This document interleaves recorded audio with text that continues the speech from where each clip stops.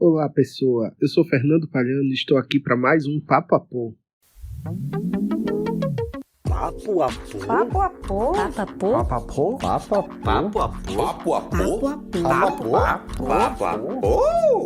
Não importa se você é aposentado, apologético, apoteótico, apoquentado ou outro apô qualquer. Aporta aqui que este podcast é feito para você.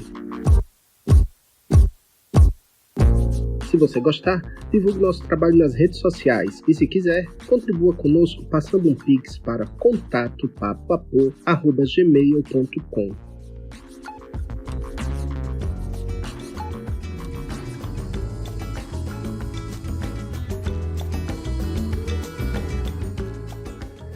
E eu vou começar esse episódio logo dizendo qual é a situação por aqui para ninguém se assustar ao longo do episódio. Este é o primeiro episódio de Papo a Pô, edição viagem, que eu estou gravando como viajando. E aí esse episódio é sobre essa viagem? Não é sobre essa viagem. Eu estou de férias do meu trabalho regular e vim visitar os meus pais na casa deles. E aí a casa dos meus pais é um lugar que mora muita gente. São 6 pessoas morando aqui. Eu entrando aqui, somos 7.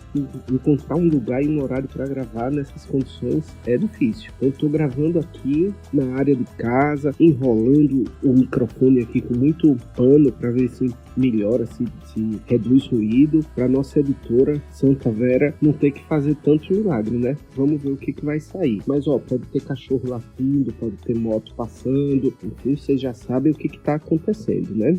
Mas o episódio de hoje também vai falar sobre viagem que eu fiz em algum momento da minha vida. Eu acho que eu já contei aqui em algum episódio do Papo a Pô que eu fiz faculdade de História. Fiz faculdade de História até praticamente terminar. Muita gente que me conhece desde essa época revoltado comigo até hoje, porque eu só não me formei em História porque eu não entreguei uma monografia. Eu cursei todas as disciplinas, tudo que era preciso, eu fiz, mas quando chegou na hora de entregar a monografia, eu já não estava muito no espírito, já não queria mais trabalhar com aquilo, e aí desisti. Fui embora, viver outras coisas da vida. Mas o fato de ter feito faculdade de História e depois ter feito faculdade de Letras me colocou em alguns momentos diante do barroco. E aí hoje a gente vai conversar um pouco sobre viagens com destinos barrocos. É claro que a gente não tem como dar conta de todos os destinos barrocos do Brasil. O Brasil, afinal, é um país enorme e onde o barroco tem diversos expoentes de cultura, né? A começar por Minas Gerais, obviamente, onde você tem um enorme acervo de barroco, tanto em prédios quanto em esculturas, né? Então o Brasil é cheio de barroco, a América Latina é cheia de barroco, então a gente não tem como dar conta disso tudo. Vamos fazer então um recortezinho mini falando de alguns destinos barrocos no Nordeste brasileiro.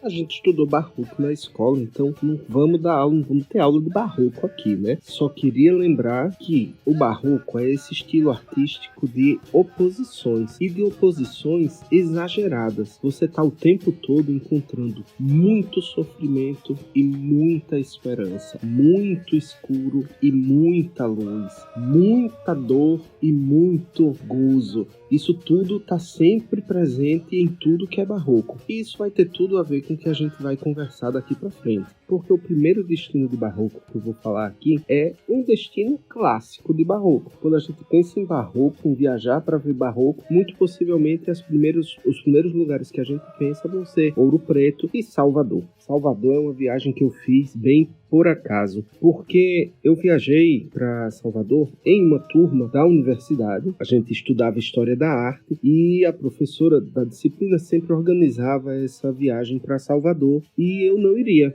Era uma viagem, essa viagem aconteceu em 2002, E aí 2002 era aquele tempo ainda, antes da gente ser feliz, né? Vocês sabem. E nesse período, a minha família não tinha dinheiro para me mandar para Salvador. Então eu não ia. Enfim, fazer o quê, né? A professora também entendia isso, nem todo mundo podia ir. E eu nem me lembro qual seria a atividade para quem não pudesse ir. Porque, na verdade, a intenção dela era que mais gente pudesse ir, mais gente conhecesse, visse daquilo que a gente discutia em sala de modo mais próximo. E aí, às vésperas da viagem, uma amiga minha que iria, desistiu de ir, não pôde ir. E aí ela me perguntou se eu não queria ir. Ela aproveitaria o que ela já tinha pago e eu pagaria ela do jeito que fosse possível. E desse jeito eu acabei indo para Salvador, completamente por acaso, fazendo o Crede Amigo para bancar a minha viagem. E foi muito bom, foi uma viagem muito boa. E aí quando eu estava falando que o barroco é esse estilo de exageros, Salvador foi a primeira viagem de grande porte que eu fiz na minha vida. E para além disso, uma viagem sem supervisão de família. É engraçado até pensar nisso, porque eu tinha já 19 anos. Eu fui muito... Tem gente que diz que é muito precoce e eu fui muito atrasado. Atrasado. É porque eu não estou encontrando palavra melhor, mas vocês me entendem, né? Eu demorei muito para fazer as minhas coisas e, enfim, para viver de maneira mais livre. A primeira viagem de porte que eu fiz, sem estar acompanhado de família, aos 19 anos, e foi para Salvador. E eu fiquei a viagem toda muito maravilhado com tudo aquilo. E quando eu cheguei em Salvador também era uma cidade muito maior do que Natal na época. Natal, que é a cidade que eu vivo, não até hoje, porque hoje eu moro em Santa Cruz, né, que é uma cidade menor ainda. Mas Salvador era uma cidade muito maior do que Natal. E eu me lembro da impressão que eu tinha de que tudo era muito grande, os prédios eram muito grandes. E eu me lembro muito bem da Igreja Universal em Salvador. Como a Igreja Universal, a coisa que a pessoa vai se lembrar, né? Mas o prédio da Igreja Universal acho que devia ser a Catedral da Fé, né? E era enorme aquele prédio, e eu ficava muito impressionado com o exagero daquilo tudo. E aí a comida, a culinária também, um salgado de padaria, era muito bem temperado, era muito... os sabores muito fortes, e isso me marcou muito. Esse exagero em Salvador me marcou muito. É um lugar que eu quero muito voltar, porque eu quero sentir novamente tudo isso e já com os olhos mais maduros, com os sentimentos mais maduros. Porque eu acho que ainda hoje, talvez eu não tenha mais aquele choque inicial de adolescente, de primeira viagem, e talvez o meu choque não seja tão grande, mas eu acho que a exuberância de Salvador, ela é o que é. E aí, em termos de barroco, para onde você olha em Salvador, tem um prédio barroco. O centro da cidade, ele é todo de igrejas barrocas, porque o barroco tem essa característica, né? A grande patrocinadora do barroco é a igreja. Então, na arquitetura e em outras áreas, a literatura barroca, o grande tema da literatura barroca, em algum momento vai acabar indo para temáticas espirituais. O Salvador tem isso muito forte. Essa mistura do que durante muito tempo se chamou de o sagrado e o profano, e que na verdade nada mais é do que o sagrado e outro sagrado que vão convivendo ali, um ao lado do outro, e apresenta pra gente uma configuração de cidade que é muito particular. Em Salvador, eu acho que os lugares que eu mais me lembro e que eu mais gostei de ter ido, talvez seja por isso que eu mais me lembro, são as igrejas, a Catedral da Sé, que eu me lembro de ver e de ficar espantado com quanto ouro tinha dentro daquela igreja, mas eu nem vou falar muito sobre ouro agora, porque a gente vai falar daqui a pouco. E a igreja de São Francisco, que a igreja de São Francisco, eu me lembro que eu fiquei chocado, porque a porta dela era enorme, e aí a rua era estreita, eu não conseguia fazer uma foto que pegasse a igreja inteira. Isso me marcou muito. Na verdade, tem um terceiro lugar que também me marcou muito, e esse também é muito representativo do barroco, que é a igreja do Rosário dos Negros. E é uma igreja muito mais simples, hein? Quando você compara o barroco da igreja da Sé, da Catedral da Sé, com a igreja do Rosário dos Pretos, você vê a diferença que o poder aquisitivo fazia, como continua fazendo. O pouco ouro que tem na igreja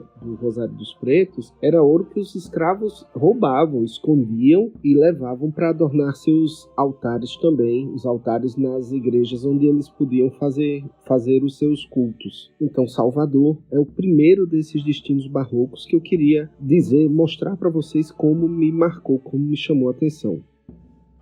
O próximo destino é Recife. Claro que Recife tem Olinda bem ao lado, mas eu vou falar especificamente sobre Recife porque foi a minha última viagem com destinos barrocos, foi para Recife. Acabei não indo em Olinda. É claro que Olinda também é uma cidade que vale demais como destino barroco, mas eu vou falar só de Recife. E Recife também já tem material bastante pra gente ver. E aí, como lá, falando de Salvador, nem ia falar muito sobre ouro, porque ia voltar a falar sobre ouro mais na frente, é agora mesmo que a gente vai falar de ouro, porque um dos primeiros destinos barrocos em Recife é a Capela Dourada. A Capela Dourada é o templo da Ordem Terceira de São Francisco. A Ordem Terceira, ela é um grupo religioso, mas que não é um grupo de frades. Eles não fazem votos de castidade, de obediência, fazem outros tipos de votos, porque no fim das contas a Ordem Terceira ela é formada por leigos, ela não está na hierarquia da igreja. E é claro que é interessante pensar que São Francisco construiu a sua ordem religiosa para pregar a pobreza. O lance de São Francisco era abrir mão de todo luxo, abrir mão de toda opulência. Ele era tão apegado a essa ideia da pobreza que ele chamava a pobreza de irmã, era a irmã pobreza, né? Claro que a ordem dos franciscanos mudou e adotou alguns outros valores ao longo do tempo, e a Ordem Terceira de São Francisco vai construir igrejas muito luxuosas. E é o caso dessa Capela Dourada em Recife. A Capela Dourada é aquele ditado: nem tudo que reluz é ouro. E lá na Capela Dourada, tudo que reluz, reluz porque é ouro mesmo. Como é lá na Catedral da Sé, né? É ouro mesmo. Claro que não é ouro maciço. Vai ter esculturas de gesso, madeira, recoberto por ouro. Ela é barroquíssima, porque ela não tem nenhum espaço na capela onde os seus olhos descansem. Lá em Salvador, na Catedral da Sé, você tem espaços em branco em determinados pontos. Você tem pontos muito ornamentados. O exagero no ornamento ele é muito barroco. Lá na Catedral da Sé você vai ter espaços em branco. Na Capela Dourada você simplesmente não tem. Para onde você olha tem informação. Seja colunas salomônicas. Colunas salomônicas são aquelas colunas retorcidas em espiral que vão levando para o céu, e a ideia era essa mesma, da ascensão, né, de ir para o céu. Então, seja com essas colunas extremamente retorcidas, com arcos completamente ornamentados, até as imagens, tem inúmeras pinturas na parede. Então, na Capela Dourada, a gente vai ter a decoração feita por esse conjunto de elementos. Inúmeras colunas e arcos, inúmeras imagens e inúmeras pinturas. E as pinturas sempre muito dramáticas, assim como as esculturas. O barroco ele é um estilo artístico dramático, teatral, cênico. O tempo todo você vai encontrar esse tipo de dramaticidade. Na Capela Dourada você vai ter cena de martírio. Os cristos da Capela Dourada são extremamente sangrentos, machucados, flagelados. A ideia era essa mesmo, mostrar muito sofrimento. Então você olha tudo isso hoje e você enxerga muito regozijo por causa de tudo, tanta beleza, tanta informação artística, mas em alguma medida isso até lhe dá um certo desconforto, porque é exatamente isso, você não tem para onde olhar sem ter alguma informação. Um outro elemento barroco muito interessante que está na Capela Dourada é como se joga com luz e sombra. Eu estava falando ainda agora que é um estilo de oposições. A oposição luz e sombra está muito presente. Quando você vai ver as pinturas, elas são muito dramaticamente colocados a luz e a sombra, mas a luz natural que entra pelas janelas e quando ilumina o interior da capela provoca também esses efeitos. Nessa hora a minha memória me prega uma peça, porque eu não vou me lembrar exatamente se é por dentro da Capela Dourada ou se é o outro roteiro que faz com que a gente chegue ao interior do convento franciscano. E eu quero falar desse convento porque é o lugar onde a nossa vista vai descansar. Depois de toda a informação que a gente tem da Capela Dourada, ir para o convento e para o claustro do convento é um momento de muito mais tranquilidade, especialmente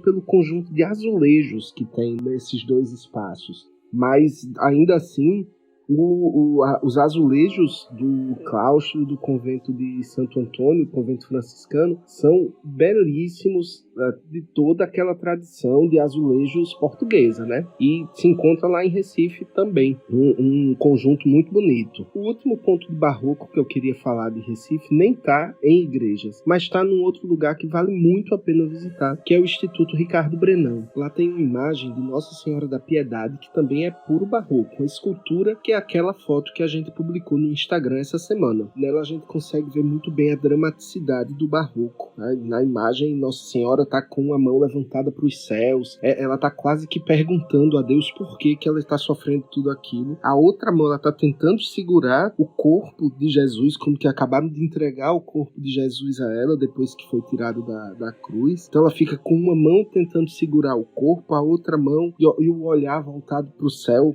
se lamentando, se lamuriando. A gente vê no corpo daquela escultura de Jesus todas as marcas dos sofrimentos, dos castigos sofridos, né? Chama muita atenção, inclusive, o peito perfurado pela lança. É muito, muito dramático, muito marcante. E o último desses destinos barrocos vai ser Penedo. Penedo fica nas Alagoas, a 160 quilômetros mais ou menos da capital Maceió, fica para o sul, e é uma cidade que fica às margens do Rio São Francisco. De cara, você já tem uma paisagem maravilhosa para conhecer, porque a orla do Rio São Francisco é muito bonita, e em Penedo você vai ter bares onde você vai poder jantar, enfim, passar a tarde. Um pôr do sol fantástico na orla do rio. Dá também para fazer a travessia de barco de Penedo, da margem alagoana para a margem sergipana. Mas a gente está aqui para falar de barroco. E o centro histórico de Penedo é riquíssimo de barroco. Penedo é uma das cidades mais antigas de Alagoas, tem uma certa divergência sobre qual cidade é mais antiga, mas se não é a mais antiga, é uma das mais antigas. Vai passando um carro aqui agora. Eu estou gravando de 1h10 da manhã, a gente está passando carro aqui na rua, mas foi o primeiro carro que passou desde que eu comecei. Enfim, voltando, o centro histórico de Penedo ele é muito, muito bem preservado, muito bem conservado. Então a gente vai ter um conjunto de prédios históricos muito grande, tanto em termos de arquitetura sacra, quanto em outros tipos de arquitetura. O conjunto de igrejas, deve ter 6 ou 7 igrejas barrocas, mas você vai ter um museu imperial porque Dom Pedro II viajou a Penedo e se hospedou nessa casa onde hoje é o museu. O Teatro de Penedo é muito, muito bonito também, e outros prédios históricos. O centro está muito bem preservado, vale demais a visita. Inclusive, fato interessante dessa viagem é que quando eu estava lá em grupo, uma das meninas que estava com a gente no grupo, de repente tinha um horáriozinho mais livre e ela pediu para ir fazer uma visita. E o professor liberou ela para ir fazer essa visita. Ela estava indo visitar ninguém mais, ninguém menos que Carlinhos Maia. Carlinhos Maia, por caso de você não saber, eu também não sabia naquele momento, é influenciador digital e já tinha uma certa fama na internet. Depois ele veio a ser um dos maiores nomes do mundo nas redes digitais, mas naquele momento o professor ficou espantado com a pessoa saindo daquele roteiro para ir conhecer Carlinhos Maia. Mas é isso, minha mãe fala muito que o que é de gosto arregala o peito. Eu tava aqui pensando, você sair de Natal para bater em Penedo nas Alagoas e de repente se deslocar do seu roteiro para encontrar Carlinhos Maia, não, gente, é barroquérrimo isso, né? Vamos combinar. E vamos embora. Em Penedo eu queria destacar 2 igrejas. A igreja de Nossa Senhora dos Anjos, que é a primeira igreja construída em Penedo. O guia que foi com a gente disse que ela tem o maior teto pintado de Alagoas. E é incrível o teto da igreja de Nossa Senhora dos Anjos. Tem cenas, se a gente falou ainda agora lá de Recife, das colunas salomônicas, quando você vai no teto de Penedo, como tem também no teto de outras igrejas, mas essa eu me recordo muito bem da sensação que era você olhar para o teto e ver que aquelas colunas que estavam construídas nas paredes, e às vezes esculpidas na parede, ela sobe na pintura do teto e dá a impressão que ela vai encostar no céu, porque a pintura do teto, ela é como se fosse o palácio da rainha dos anjos, a rainha dos anjos, a padroeira da igreja, Nossa Senhora dos Anjos, e a imagem que está no centro do teto é justamente uma imagem de Nossa Senhora dos Anjos, cercada pelos anjos, que são os pajens da rainha daquela cor. E essa pintura ela é muito impressionante. Por onde você, em qualquer lugar que você passe e você olha para o teto, você tem a sensação de que aqueles personagens estão olhando para você, estão de certa forma interagindo com você. Faz parte justamente da dramaticidade desse barroco. E a outra igreja que eu queria destacar também lá em Penedo é a igreja de Nossa Senhora das Correntes. Essa já fica bem às margens do Rio São Francisco mesmo, construída por família rica, a família Lemos, ao contrário da igreja de Nossa Senhora dos Anjos, que é ligada ao convento franciscano. A igreja de Nossa Senhora da Corrente ela foi construída pela família Lemos. E tem uma história interessante da família Lemos, que ela era contra a escravidão. Então tem um detalhe nessa igreja que chama atenção, que quando você entra nela, do seu lado esquerdo, já próximo do altar-mor, ela tem uma aberturazinha, uma portinha muito estreitinha. E dizem que lá a família escondia escravos fugidos para conseguir dar cobertura a eles para fugirem pelo rio. Chegavam embarcações que eles conseguiam colocar os escravos fugidos. E isso acaba me trazendo uma reflexão que eu acho que dentro de toda essa história de barroco, dentro de toda essa admiração com a beleza, vai fazer um contraste que é talvez extremamente barroco. E me faz pensar em como nós admiramos todas essas obras hoje, mas quanto e aqui no Brasil, mas em outros países da América Latina, em como essas igrejas incríveis, em como essas obras de arte incríveis foram construídas à base de sangue de escravos. E essa é uma reflexão que eu sempre me faço quando eu entro nessas igrejas mais antigas. Uma igreja que vai ser construída hoje, por mais que você tenha condições de trabalho mais complicadas, né, você vai ter profissionais contratados, né, espera-se com carteira de trabalho assinada, mas essas igrejas barrocas, todas elas foram construídas à custa de força de trabalho escravo, à custa de sangue e de suor de escravos. Acho que a gente não pode deixar de fazer essa reflexão e essa reverência quando a gente entra nessas igrejas. Então é isso, pessoal. Chegamos ao fim desse Papo a Pô barroco. Espero que você tenha gostado dessa viagem. E como já é nosso costume, vamos finalizar esse episódio com a leitura de 2 textos. Hoje, 2 poemas de Gregório de Matos, poeta barroco, que tanto trabalhou com essa dualidade própria do período. O primeiro poema é o soneto 7. Ardor em firme coração nascido, pranto por belos olhos derramado, incêndio em mares de água disfarçado, rio de neve em fogo convertido. Tu que em ímpeto abrasas escondido, tu que em um rosto corres desatado, quando fogo em cristais aprisionado, quando cristal em chamas derretido. Se és fogo, como passas brandamente? Se és neve, como queimas com porfia? Mas ai, andou amor em ti prudente, pois para temperar a tirania, como quis que aqui fosse a neve ardente, permitiu parecesse a chama fria. O segundo, um poema satírico. As coisas do mundo. Neste mundo é mais rico que mais rapa, quem mais limpo se faz tem mais carepa, com sua língua ao nobre o vil decepa, o velhaco maior sempre tem capa, mostra o patife da nobreza o mapa, quem tem mão de agarrar, ligeiro trepa. Quem menos falar pode, mais increpa. Quem dinheiro tiver, pode ser papa. A flor baixa se inculca por tulipa. Bengala hoje na mão, ontem garlopa. Mais isento se mostra o que mais chupa. Para a tropa do trapo, vaso a tripa. E mais não ligo, porque a musa topa. Em apa, epa, ipa, opa, upa.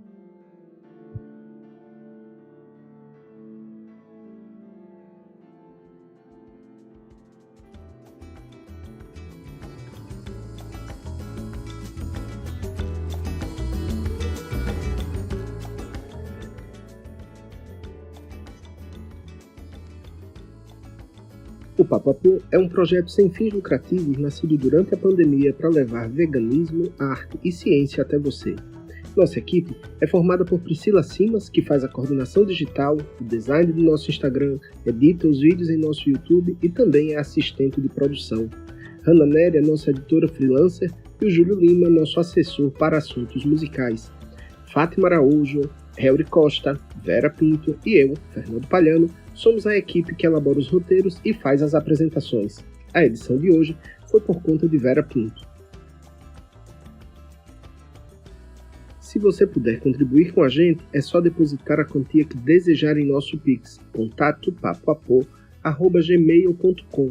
Você estará gerando trabalho para jovens mulheres e cuidando dos animais abandonados, porque 40% de tudo que você doa é para eles. E nessa temporada, o Papo Apô está contando história de viagens. Se você quiser que a sua história seja contada por nós, é só escrever no Instagram ou no e-mail contato@gmail.com. As músicas e os efeitos sonoros deste episódio foram retirados do site freesound.org e da biblioteca de áudios do YouTube. O Papo Apô é gravado em casa para manter o distanciamento social e preservar a vida. Papo Apô. Papo Apô. Papo Apô. Papo Apô. Papo Apô. Papo Apô, yes.